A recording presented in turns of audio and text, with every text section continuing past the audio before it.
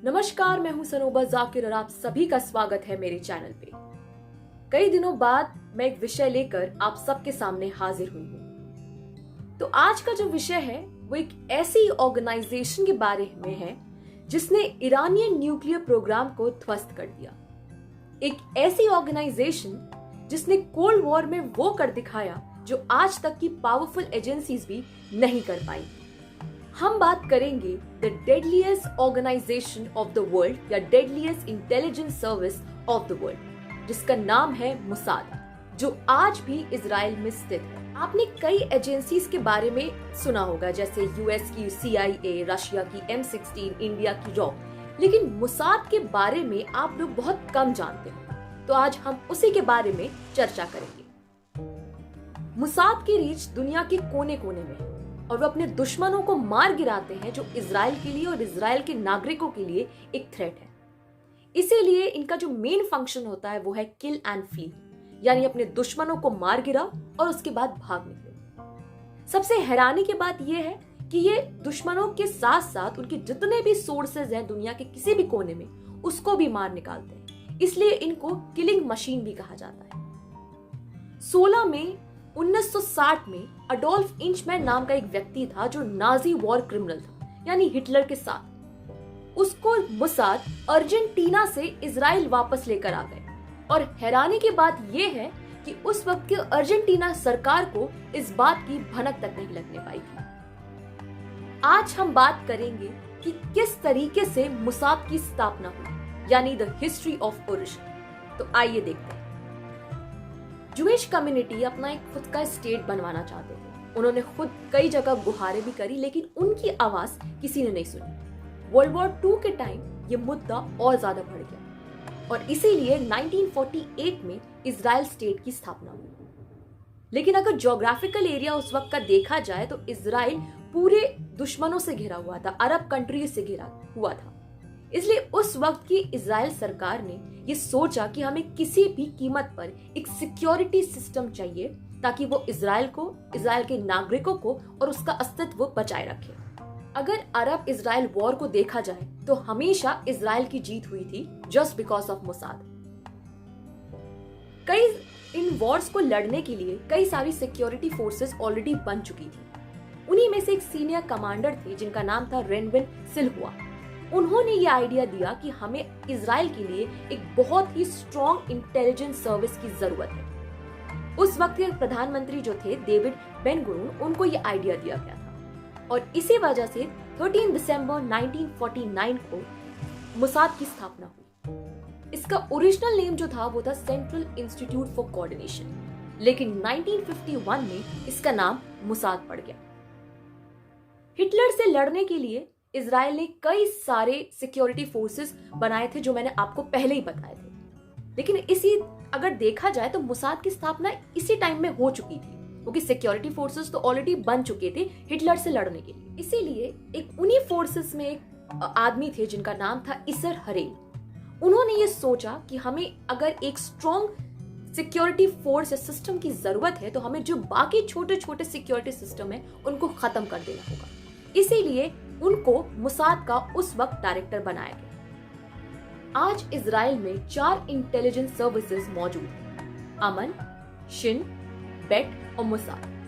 अमन, Shin और बेट, इन तीनों के कुछ पर्पसेस हैं, ऑब्जेक्टिव्स हैं, रोल्स हैं, प्रोसीजर्स हैं, बजट है। लेकिन सिर्फ मुसाद का कोई भी ना तो पर्पस है, ऑब्जेक्टिव है, ना ही कुछ रूल्स है, ना ही प्रोसीजर्स। वो कोई भी लिमिट क्रॉस करके वो किसी भी हद तक जाकर अब इजराइल को और इजराइल के नागरिकों को बचा सकते हैं। मुसाद में करीबन 7,000 एम्प्लॉइज हैं और इन 7,000 एम्प्लॉइज के अलावा जो कैंडिडेट्स हैं, जो ऑफिसर्स हैं, जो मुसाद की टीम के साथ रहते हैं, उनको सख्त से सख्त ट्रेनिंग दी जाती है ताकि वो इतने बड़े ऑपरेशंस कर पाएं। आज मुसाद में करीबन 8 डिपार्टमेंट हैं, लेकिन कुछ 3 डिपार्टमेंट ही हैं जो सबसे ज्यादा महत्वपूर्ण हैं। तो आइए उन डिपार्टमेंट्स के बारे में कुछ जानते हैं। डिपार्टमेंट्स के बारे में जानने से पहले मैं आपको ये बता दूं कि इसका जो हेडक्वार्टर है वो है तेल अवीव में और करंट डायरेक्टर है यूजी कोहेन।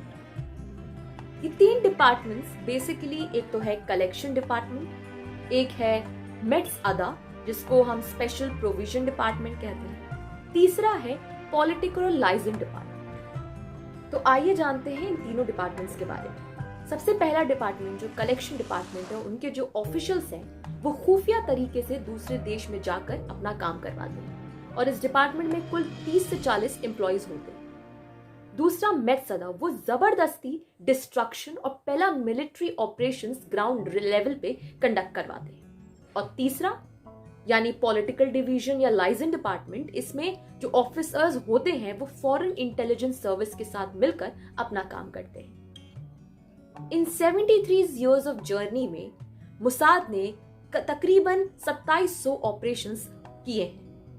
लेकिन अब 2700 के बारे में तो एक एक करके मैं आपको नहीं बता सकती, लेकिन कुछ ऑपरेशंस हैं जो आज भी दुनिया याद करती है। तो आइए जानते हैं उन ऑपरेशंस के बारे में। तो सबसे पहला ऑपरेशन है ऑपरेशन डायमंड। ये ऑपरेशन 1960s में किया गया था। उस वक्त रशिया का एक एयरक्राफ्ट जिसका नाम था MiG-21, उसको बहुत ज़्यादा महत्वपूर्ण और पावरफुल माना जाता था। क्योंकि वह बहुत महत्वपूर्ण और पावरफुल था, इसलिए तमाम देशों की खुफिया एजेंसी उसको पाने की कोशिश कर रहे थे, जैसे USA की CIA। लेकिन उसको पाने के लिए वे सब नाकामयाब रहे, इसलिए ये काम मुसाद को सौंपा गया था। उनकी भी 2 ट्राई वेस्ट गई थी, लेकिन तीसरे ट्राई में वे इस ऑपरेशन में सक्सेसफुल रहे। ये ऑपरेशन में सक्सेसफुल इसलिए रहे क्योंकि मुसाद की एक टीम में एक फीमेल एजेंट थी जिन्होंने उस एयरक्राफ्ट के पायलट को अपने जाल में फंसाया और उसको फोर्स किया कि वह एयरक्राफ्ट रशिया से लेकर इजराइल में लैंड हो जाए। फिर क्या था, वो पायलट लैंड कर गया और इस ऑपरेशन में मुसाद को सफलता मिली। अब बात करते हैं दूसरे ऑपरेशन की, जिसका नाम है ऑपरेशन रैथ ऑफ गॉड। ये ऑपरेशन 1972 में किया गया था। जर्मनी के म्यूनिख शहर में उस वक्त ओलंपिक गेम्स का आयोजन किया गया। तमाम देशों की तरह इजराइल ने भी पार्टिसिपेट किया। इजराइल के 11 खिलाड़ियों ने इस ओलंपिक गेम में पार्टिसिपेट किया था और इसी ओलंपिक गेम के दौरान उन 11 खिलाड़ियों पर जानलेवा हमला किया गया और ये बताया गया कि ये हमला पैलेस्टीन लिबरेशन ऑर्गेनाइजेशन एंड फतेह की जो टेररिस्ट ऑर्गेनाइजेशन है उन्होंने करवाया था। फिर क्या था, मुसाद ने उन सारे टेररिस्ट ऑर्गेनाइजेशन, उनके सोर्सेस और जितने भी लोग इसमें इन्वॉल्व थे उनको 20 साल के अंदर अंदर दुनिया के कोने कोने से मार गिराया और ये ऑपरेशन भी उन्होंने बहुत सक्सेसफुली कर लिया। अब बात करते हैं तीसरे और आखिरी ऑपरेशन के बारे में, जिसका नाम है ऑपरेशन थंडरबोल्ट। ये ऑपरेशन 26 जून 1976 में हुआ था, जब फ्रांस से एक हवाई जहाज ने ग्रीस के लिए उड़ान भरी थी। इस प्लेन में इजराइल के 35 नागरिक मौजूद थे।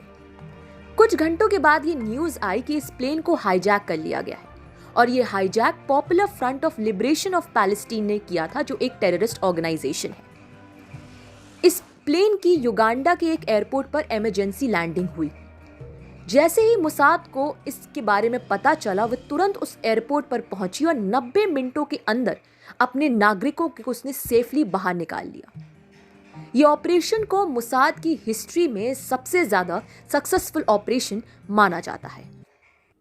इन सारे ऑपरेशंस के बारे में और किस तरीके से मुसाद ने वर्ल्ड वॉर 2 के बाद सबसे ज्यादा हत्याएं करी, ये एक book rise and kill first में भी मौजूद है, आप इसे पढ़ सकते हैं। इसी के साथ ये विषय यहीं समाप्त होता है और मैं आशा करती हूँ कि आपको ये विषय पसंद आया होगा, तो इसे प्लीज लाइक शेयर सब्सक्राइब जरूर करिएगा। मैं फिर हाजिर होंगी कुछ अलग विषय के साथ, तब तक के लिए नमस्कार।